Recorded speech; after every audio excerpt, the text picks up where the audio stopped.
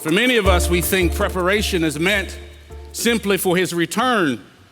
But we have to understand as covenanted Israelite that before he returns, there's a war.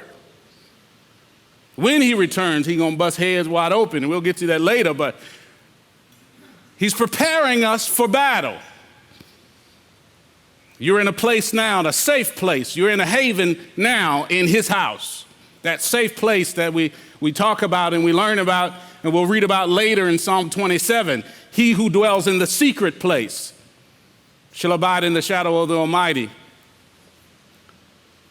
The temple, his place. The place, his authority where he chooses to put his name. And so understanding that we're preparing for battle, we have to understand that we need a different mindset. Meek.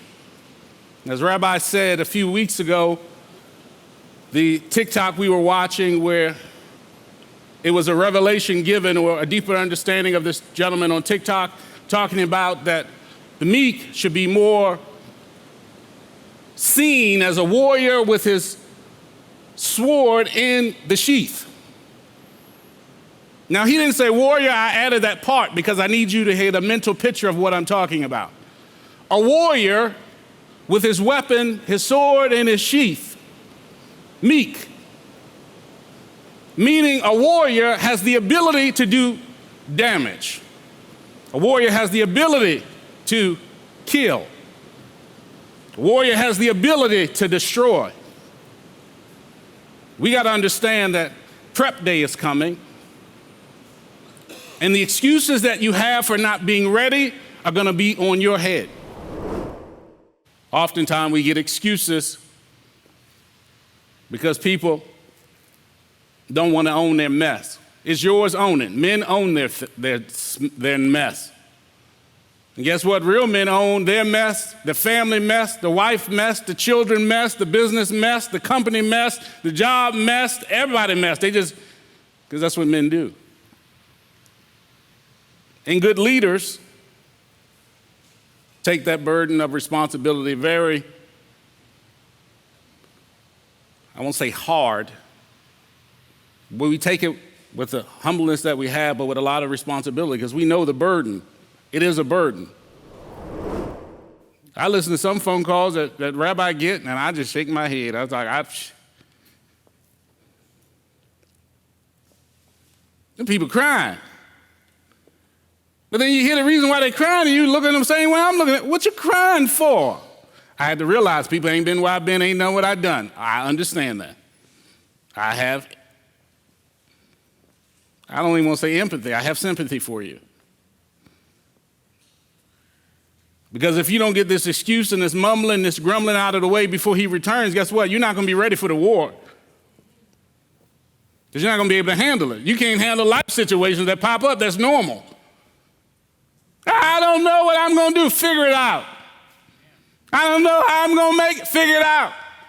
You still breathing, aren't you? Get up and do something about it. And don't call me till you fix it. People shall go out and gather the day's portion every day in order to try them, whether they walk in my Torah or not. Trials come, situations come, life situations happen.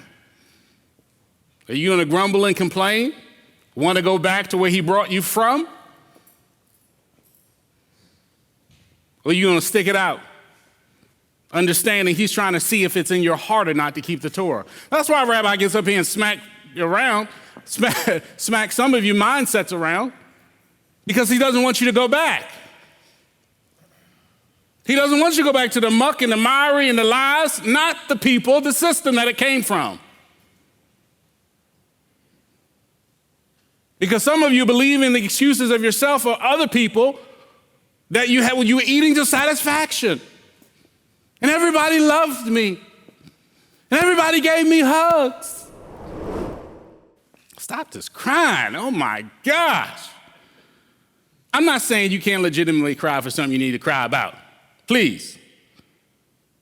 But you guys cry. I can't find no job. Well, move. I can't move because two of my toes fell out. You got excuses. Well, where's your two toes? They're in my other shoe. No, I love. I mean, it's funny, but that's how we feel sometimes. I mean, people are crying and complaining and crying. The excuses are for you. Keep them to yourself. Tell us how you made it over after Yahweh provided, after he showed up and made a way. But he's trying to see if it's in your heart to do it or not. We got to make sure we're ready. And we got to make sure that we're owning the choices that we make. I will listen to your excuse. I will ignore your excuse. And I will act as if your excuse had never been spoken to me, because your excuse doesn't take away the answer that you're going to receive or the counsel you're going to get. But when you get it, you might be one of those people crying. And I'm going to ask you, why are you crying? All I said is no.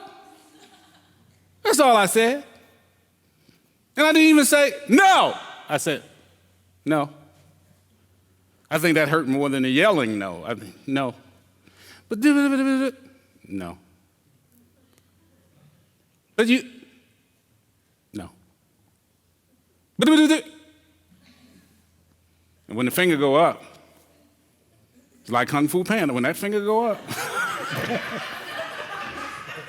when it start to rise, and you see that finger. If I got to put my finger up, if I got to stop you with a no and the finger, the woman whom you gave me to be with, she gave me the tree and I ate.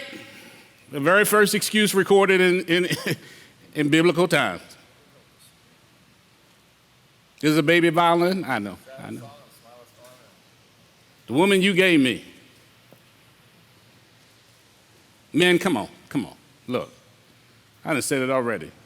Own your stuff. Own everybody that's under your authority stuff. You can deal with them later, but in the moment when you got to deal, when you got to answer to the authorities, you should be answering on behalf of your family.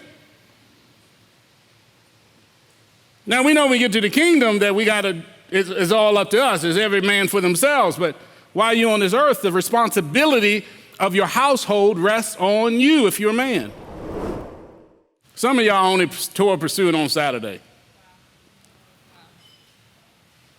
Because as soon as it's over, you back to the old routine. You're not Torah-centric.